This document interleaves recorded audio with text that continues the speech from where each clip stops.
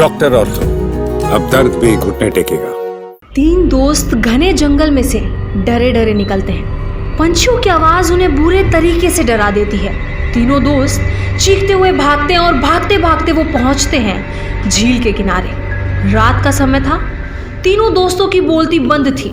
तभी उनमें से एक दोस्त ने दूसरे दोस्त के कंधे पर हाथ रखकर कुछ बोलना ही चाहा था कि इतने में ही चीख की आवाज आती है।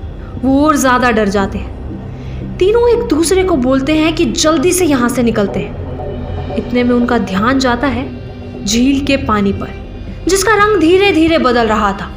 और जिस रंग में वो बदल रहा था वो था खूनी लाल रंग। और यहाँ मैं आपको बता दूं कि ये कहानी बिल्कुल सच है और ये झील कोई और नहीं बल्कि थी दिल्ली की खूनी झील। बात की शुरुआत होती है तीनों दोस्तों के घर से, जब तीनों खूनी झील के बारे में जानने के लिए उत्सुकता दिखाते हैं। तीनों मजे मजे में चल देते हैं खूनी झील की ओर।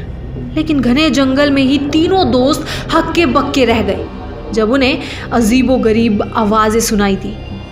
तीनों के डर के मारे पैर कांपने लगे।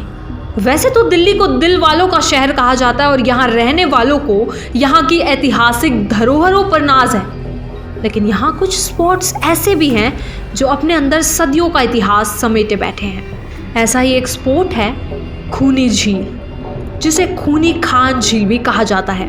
तो आगे की कहानी बताती हूँ। यहाँ जाकर उन्हें पता लगता है कि झील से किसी के रोने की आवाज़ आती है।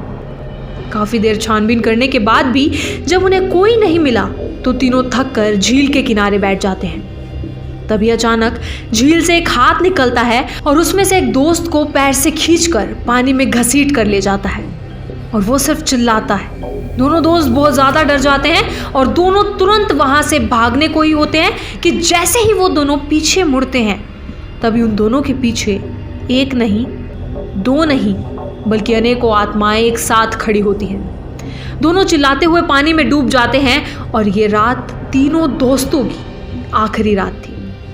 बता दूं कि दिल्ली के कमला नेहरू रिज का हिस्सा है खूनी झील। वहीं से अब एक लैंडमार्क बना दिया गया है जो लोगों को अपनी ओर आकर्षित करता है। खूनी झील 1857 के समय से ही प्रसिद्ध है, जहां विद्रोह और लड़ाई के दौरान मारे गए भारतीय और अंग्रेजी सिपाहियों की लाश यहाँ डाली गई थी।